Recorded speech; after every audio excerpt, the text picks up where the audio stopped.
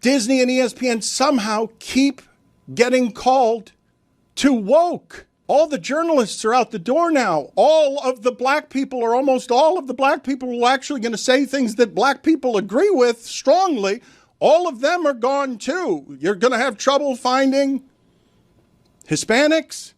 Like, you're going to have a network run by McAfee and all of the white people now in charge. They've clearly gotten all the woke out of the building. Since Crying Ryan Clark, the original Captain Doofus, former lead pastor at Woke United Methodist, since the original captain has been fired, it appears that Daniel Lebitard is trying to step in and take his place.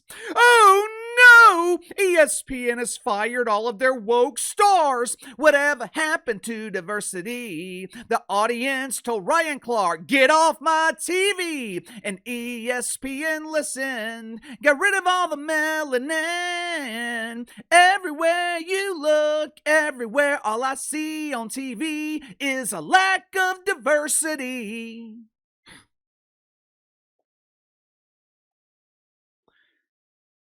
To his credit, at least partially, Dan Lebitard is not wrong. Yes, ESPN has made a conscious effort over the last couple of years to dump the diversity deputies. Yes, ESPN has actively distanced themselves from the woke fungus.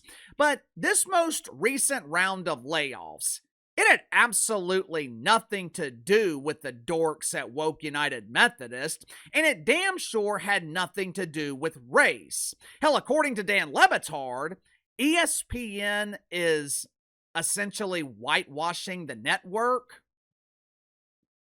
Someone please explain to me how ESPN is whitewashing with Stephen A. Smith as the face of the network. Carl Ravitch, Tom Pelissaro, David Lloyd, Cam Newton, Bart Scott. To my knowledge, none of these dudes were parishioners at Woke United Methodist. Uncle Casey, what about Ryan Clark? He is the face of these layoffs at ESPN. Yeah, crying Ryan Clark did not get laid off. He got fired. And Ryan Clark deserved to get fired. Like I told you guys the other day, I think ESPN had been looking for a reason to fire crying Ryan Clark for years. These layoffs, combined with the $2 million a year that ESPN was donating to Ryan Clark and woke welfare, it gave them the perfect opportunity to get rid of him. But distancing themselves from the woke fungus, that is not the reason for these layoffs at ESPN. Hell, like Dan Lebitard said, there's hardly any woke stars left at the network. But I will give you the real reason ESPN is going through another round of massive layoffs. But first, let's get to the sponsor for today's video, my good friends at American Attitude. Unsurprisingly, doofus Democrats tried to make July 4th divisive. It's abundantly clear at this point, the party of the donkey, they don't like our country. But you can show your love and support for our country and our great military with patriotic gear from American Attitude. American Attitude is more than a clothing brand. It is a movement for people who love faith, freedom, and a good punchline. They got plenty of hats and t-shirts that celebrate 250 years of American freedom. But my personal favorite, it's got to be the infidel t-shirts and hoodies where you're displaying your pride at being labeled as an infidel. They've also got patriotic hoodies and tumblers to keep the beverage of your choice iced down during the summer. American Attitude strives to bring patriotic Americans together through humor and unapologetic American grit. So click the link in the description or the pinned comment below. Use my promo code BTL10, BTL10. Receive 10% off your first purchase with American Attitude. Let me show you the real reason ESPN is letting go of high-priced talent. Check it out for yourself. This graph shows the number of cable and satellite subscribers available to ESPN from 1980 to 2021. As you can see, The number of subscribers was steadily growing in the 90s and 2000s, peaked 15 years ago with over 100 million subscribers, which means there were over 100 million people paying monthly for ESPN. On average, cable and satellite companies were paying ESPN around $10 per subscriber. At 100 million subscribers, ESPN was generating $1 billion per month in revenue. Now, keep in mind, that does not include commercials, doesn't include sponsorships. That is $1 billion a month on cable and satellite alone. And most of these subscribers, they were not watching ESPN. Based on their ratings, maybe 2-3% were watching the network, but they were still essentially forced to pay for the network. Today, it's estimated that ESPN is available in 55 million homes. Do the math. Based on these calculations, their revenue is down 45%. From 2011 to today, ESPN has lost $5.5 billion in revenue per year. It's not hard to figure out why. They are constantly going through layoffs. The days of overpaid writers on ESPN.com, the days of Sarah Spain making a nice six-figure salary to talk about manufactured misogyny, the days of ESPN hiring people based on diversity, those days are gone because ESPN no longer has the disposable revenue to support it. Today, ESPN has to earn their paid subscribers just like everyone else. 15 years ago, there was no competition.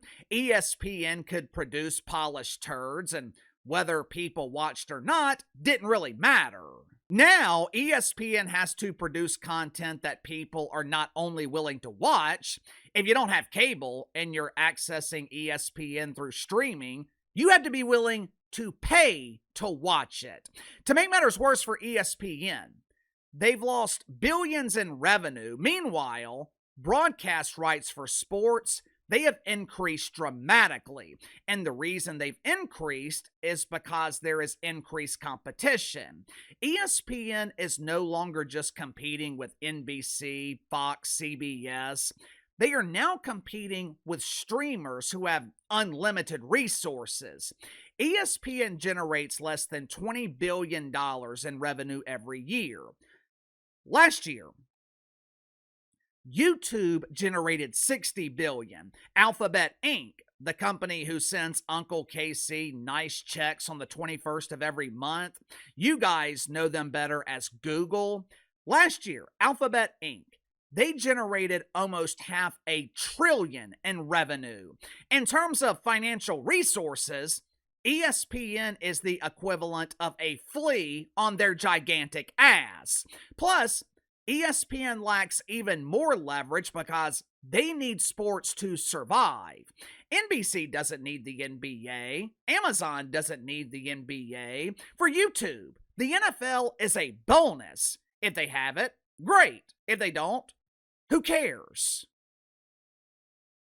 Without the NBA and the NFL, and this is especially true with the NBA, ESPN would not survive. Problem is, it's becoming unaffordable.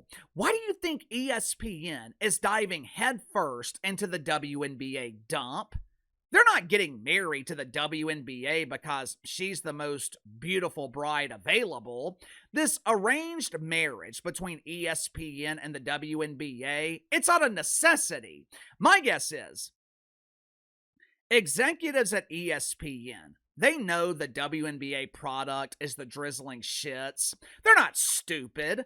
You're not given the responsibility of running a multi-billion-dollar sports network by being the president of Club Dunce. Jimmy Pitaro and the executives at ESPN, they're not dumb. These are smart people. They know the WNBA is a flaming ass fire. They know most of their audience doesn't want women's sports Sundays. Why do you think Women's Sports Sundays ceases to exist as soon as the Little League World Series starts? That is not a coincidence. The reason ESPN is pretending to love the WNBA, it's basically free programming. When Adam Silver was negotiating with the networks for the NBA's broadcast rights, he essentially forced them to accept the WNBA as part of the deal. You think it's a coincidence that the WNBA airs on the exact same networks as the NBA? That $200 million that the WNBA is receiving every year, those checks, they're not coming from the networks. It's another generous subsidy from the NBA. Like I said, from ESPN's perspective, the WNBA is essentially free programming. It is a bonus, and it gives them the opportunity to monetize it with minimal cost. For decades, ESPN was able to spend freely. They were like lottery winners, they were overnight billionaires. When you have unlimited resources, you can prioritize feelings, emotion. You can take the time to combat mythical racism. If your audience rejects it, who cares? With their cable subscription, they are paying whether they like it or not, watch it or not. But now, ESPN has to earn their subscribers. They have to provide value. They have to present relatable stars. Checking woke boxes, no longer enough to keep your job. Threats of mythical racism, accusing the network of racism because you got fired, that is no longer enough to keep your job. Instead of producing excuses, you have to produce results. I think Stephen A. Smith and Pat McAfee, I think they could be the last of a dying breed. They have both earned their money, but is Stephen A. Smith really worth $20 million a year to ESPN? He's making Sean Hannity money while delivering WNBA ratings, not Caitlin Clark ratings. I'm talking about the rest of the WNBA, which can't attract flies to their toxic turds. Was Ryan Clark really worth $2 million a year? Is Mina Kimes really worth $2 million a year? You also have to remember there are a lot of talented people who don't really want to work in corporate media. So the talent pool for ESPN is getting smaller and smaller. Let's say you're an established YouTuber. You're making good money. More importantly, you have complete freedom. You set your own schedule. You answer to no one. You wear flip-flops to your studio every day. You wake up one morning and decide that you're going to take a weekend trip with your family. You don't have to ask permission from your doofus boss. You just go. Why would you trade that lifestyle? Why would you trade that level of freedom to punch a clock at ESPN? Look, I don't want to give off the impression that ESPN is going bankrupt. Obviously, that is not the case. But their financial situation, it is completely different than it was 15 years ago. The money train has turned into the bruised caboose. And I think ESPN could be looking ahead 5, maybe 10 years and wondering, how do we survive? Sound off in the comments below. I'll see you guys tomorrow.